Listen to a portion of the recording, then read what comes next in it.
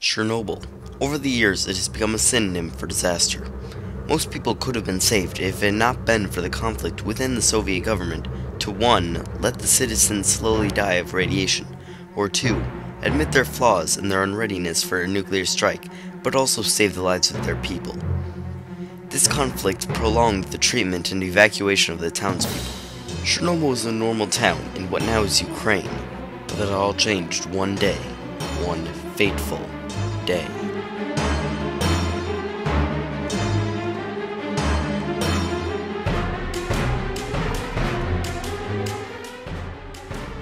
The Soviets were working on April 26, 1986, at 1:21 a.m. at the V.I. Lenin nuclear power plant, also referred to as the Chernobyl power plant, although the city is 25 kilometers away from the actual plant. The initial blast released large and dangerous amount of radioactive elements into the ecosystem, many times larger than the explosions at Hiroshima and Nagasaki combined. Numbers vary, but we know it was many times the two combined. Everyone within a 30-mile radius was considered to be in the extreme zone. This means that they were in grave danger of being poisoned by radiation.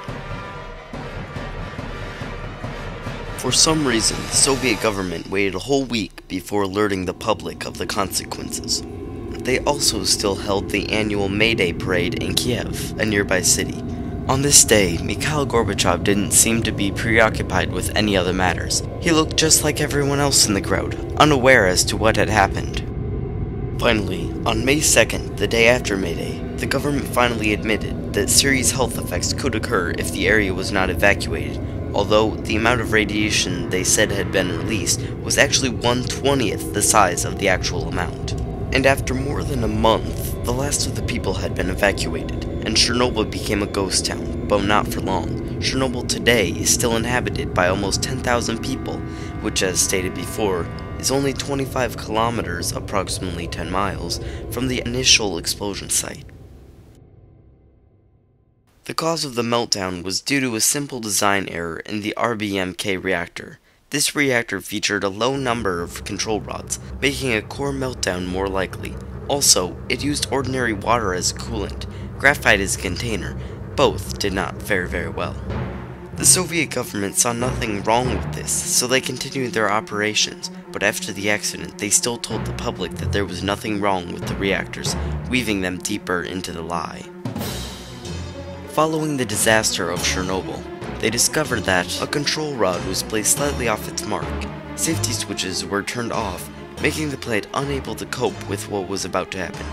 This seemed to be a simple mistake, so no one caught it. A routine test of one of the electrical control systems caused the reactor to malfunction, causing fires around the reactor. Once again, if they had been open to their design, other nations may have spotted their flaws to prevent this. The Cold War was mainly to blame to this lack of communication. Let's compare Chernobyl to the accident at 3 Mile Island. Keep in mind that this was 7 years before Chernobyl. On March 28, 1979 at 4 a.m., the generator at 3 Mile Island nuclear plant failed, which stopped the cooldown of the reactors. This incident was followed by many other malfunctions which put the reactor in critical condition. During this time, the operators received copious amounts of information, but nothing visible, so it was thought of as a bug. In the morning, off-site radiation levels were rising, and at that point it was found that something had happened at 3 Mile Island, but they didn't know what. By 7:45 a.m., the regional office at King of Prussia, Pennsylvania was contacted. Helicopters were sent out to take radiation samples. By 9:15 a.m., the White House was notified, and by 11 o'clock a.m., all non-essential personnel were evacuated. By the evening of that very day, the situation was under control. No secrecy, no death toll, only the affirmative action of the United States. In an interview with John Bjorseth, the plant manager at Point Beach, Wisconsin nuclear plant, it was made apparent that the United States has always put safety as number one. He told me that all plants in the United States have many layers of safety systems that even after many failures can prevent core damage. The United States organization FEMA has put in place evacuation plans and protocol to follow if something happens. Although our reactor design did not change much from the Chernobyl accident, it reinforced the already firm idea of safety. Now let's bring this forward about 20 years. Even today, there are serious health effects that need to be addressed, all due to the radioactive cloud and the radioactive material deposited in the soil. Thyroid cancer and leukemia are probably the leading problems following the accident. Thousands of cases have been reported due to the large amounts of radiation. Most of these cases have been treated successfully. The massive outbreaks of thyroid cancer were due to radioactive iodine released during the explosion. Iodine is a substance that causes the thyroid to grow, along with the radiation caused by an unhealthy growth of cells, otherwise known as cancer. Those infected with the radiation not only suffered cancerous growths, but also some mutations. Even some children today whose parents suffered radiation poisoning have mutations. Probably the largest problem because of the radiation involving the environment is the contamination of crops, meat, milk, and fungi. These items were exposed to iodine, element 53, and cesium, element 55. Both are dangerously radioactive. Along with those items came the contamination of water bodies, so any ingested water would result in radiation poisoning. The whole area was basically a radioactive wasteland, even though it didn't look like it. There were still animals eating and drinking the contaminated materials, although some animals over the past 20 years have developed an immunity to the radiation after prolonged exposure. It is arguable that Chernobyl actually created a sanctuary. The Soviets were secretive before Chernobyl also.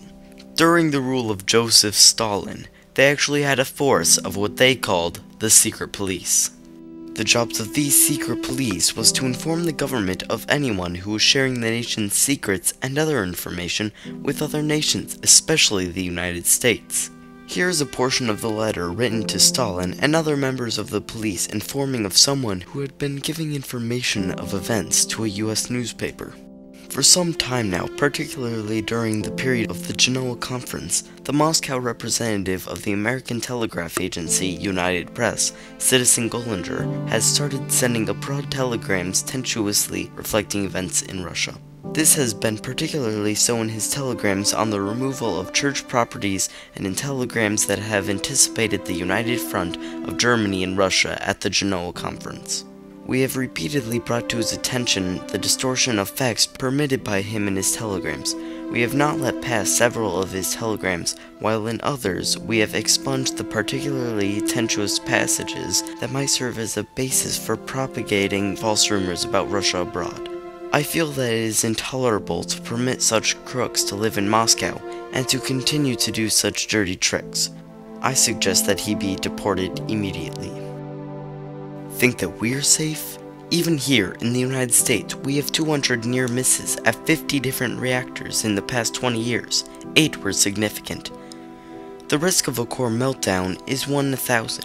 It seems like a small number, but according to statistics, if we continue at this rate, sometime between now and 80 years from now, something is bound to happen. Even today, efforts are being made to clean up Chernobyl. On September 20th, 2007, Ukrainian President Viktor Yushchenko signed a $505 million deal to seal Chernobyl in steel. Hopefully this will stop the radiation leak for good. Some experts speculate that if Mikhail Gorbachev would have announced Chernobyl earlier, that he may have been viewed as a diplomatic hero for telling the truth, but he wanted to remain a subject of the secretive system that had put him in power. Because the Soviet government was negligent in informing their citizens of the meltdown, Soviet citizens needlessly continued with their lives, not worrying about their impending doom.